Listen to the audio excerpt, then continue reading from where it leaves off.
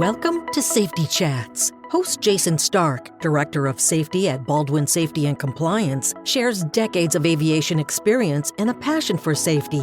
Let's get started with this week's Safety Chat. Hello, everybody. Welcome to the Baldwin Safety Chat podcast. This podcast, as you know, as I've always said, where we talk about safety management systems, risk control, you name it. And ultimately, I think we're driving towards organizational excellence. Welcome to Season 3, Episode 1. It's been some time since I've been able to talk to you. We took a little bit of a break there during conference season, and I missed you guys. But it was great to see some of you out there at the shows and the conferences telling me that you're listening.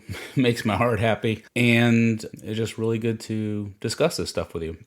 Lots happened since we last talked. A little bit of family business. Some of you may or may not have known Baldwin Aviation, as it were, was purchased by Portside.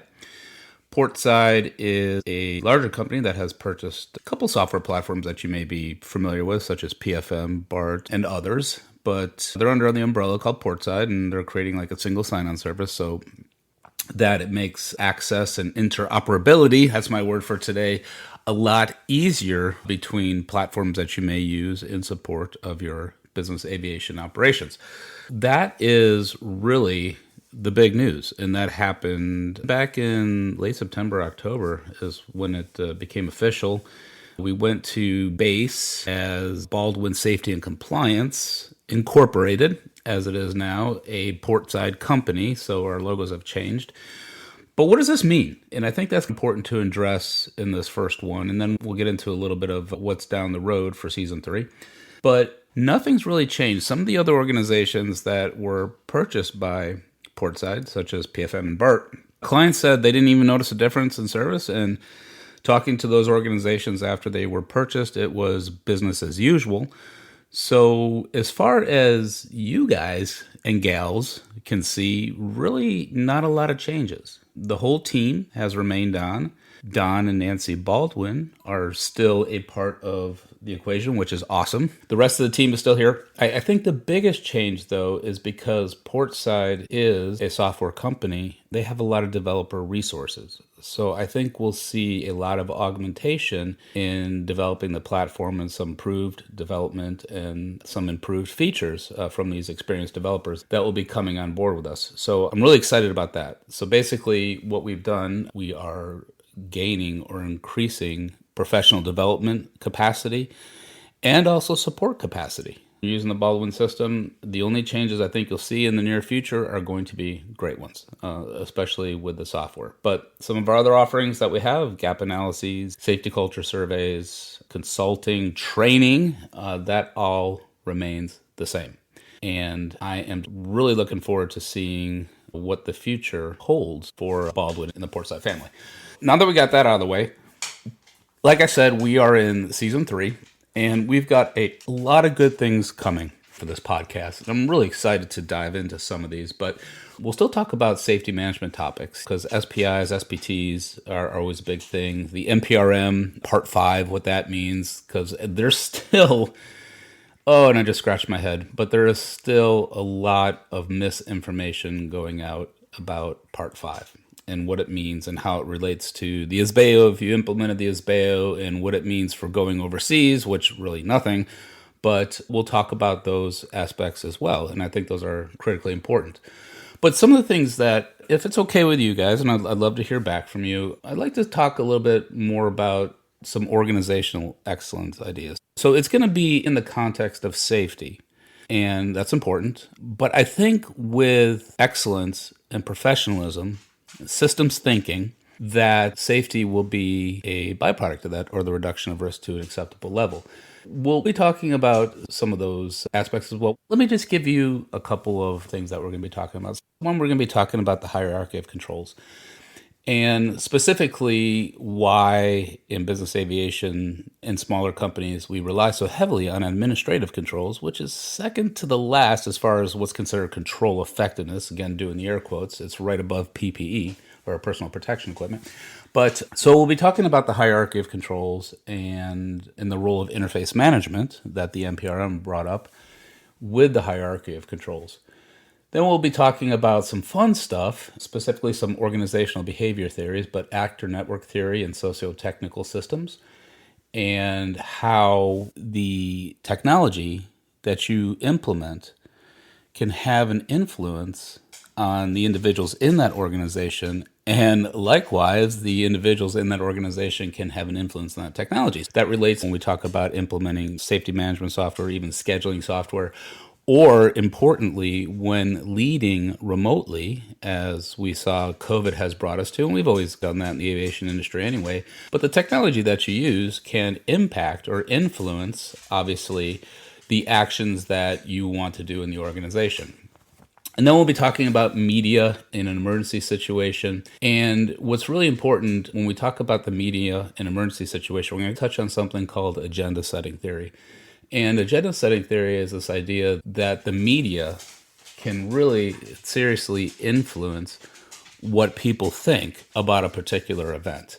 And this has been proven time and time again that in research that the media can not only tell how people should think about something, but also what to think about something, which is truly scary. But we can look into that and say, okay, how can we frame the situation, especially when it comes to emergency response? How can we frame that and bring out the salient issues and control that agenda, if you will?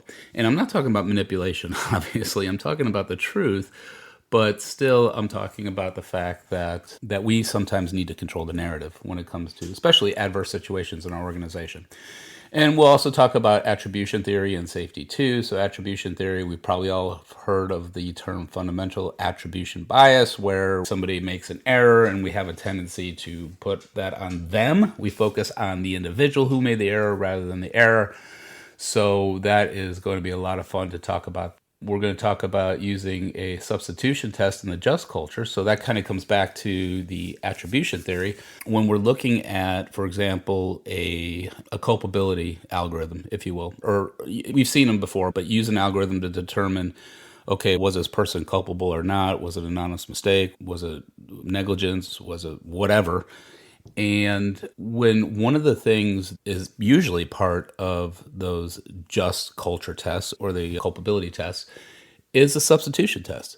And the question being that if anybody else, a normal, rational human being that's trained to the same level, were in this same situation, would they have done the same thing? Basically the substitution test. And we're going to be looking at that in light of attribution theory. And maybe that's not the best way is to do the substitution test. So we're going to ask those kind of questions. And then we're going to talk about leading for learning and what a learning organization is and how important the learning organization is in terms of safety. Now, we've heard from the Safety 2 individuals, or the HOP, Human Organizational Performance individuals, this idea of learning teams and a learning organization. In fact, Peter Senge is very big in learning and organizational learning, especially when understanding the systems in an organization. But we will be looking at some of the different leadership styles that contribute to organizations being a learning organization, because that's huge. That is huge, because if we don't learn, we don't improve. If we don't learn, we don't identify problems and then learn from those problems and address those problems in our organization. Those are completely huge. And another topic that we're going to address as well in the upcoming season is the topic of psychological safety. Now, it's come up in conversations. I've probably mentioned a time or two on this podcast or in writings, but the idea of psychological safety from Amy Edmondson is really impacting, and it ties into the idea of a just culture. But I would almost argue that justness actually stems out of a psychologically safe organization. Now, think about it. It's funny, and I don't want to get too much into it, but when we talk about psychological safety, when Amy Edmondson was doing her dissertation, she was researching high-performance teams in hospital settings. And one of the things that she was measuring is the number of error reports that were being submitted by these teams and using that as a metric to determine if they were high-performing or not. Just one metric, not the metric. But what she found, and it was really confounding to her, was the higher performance teams, the teams that had better results were actually submitting more reports, such as error reports or near-miss reports or whatever they called those reports, but event reports. And that was perplexing to her because she's like, these are high-performing teams. They shouldn't be submitting. But then when she went back and said, okay, let's go back and look at this again, what she found is that those teams were submitting more reports because there was a greater level of psychological safety. So that makes us ask the question, if we're getting a lot of reports, and you even hear this sometimes, we got to be getting a lot of reports, there must be something wrong. No, it doesn't mean that at all. It might mean that you have a psychologically safe organization or an organization with a very robust psychological safe culture. So these are things that we are going to talk about coming up in season 3. But like I said, this pod was just for a little bit of family business. Just want to reiterate that nothing is changing, that things will only get better. And I'm really looking forward to seeing what's in the future, especially for the software product. But everybody that you know and love here at Baldwin is still here. And we're here to serve you. And that's the bottom line of this podcast. We're here to serve you to hopefully make our jobs a little bit easier just through knowledge. I will cut it there. And I know I say this a lot, but I truly mean it. Thank you so much for all that you all do. And until we talk again, stay safe. This podcast is brought to you by Baldwin Safety and Compliance, the leader in safety management for the transportation industry. Since 2004, Baldwin has been providing state-of-the-art solutions and 24/7 support to the aviation and transportation industries.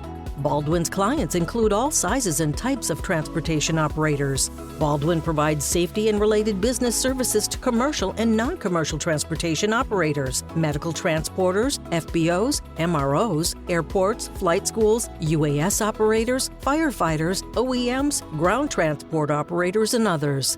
Visit BaldwinSMS.com to discover how Baldwin can enhance your organization's safety program.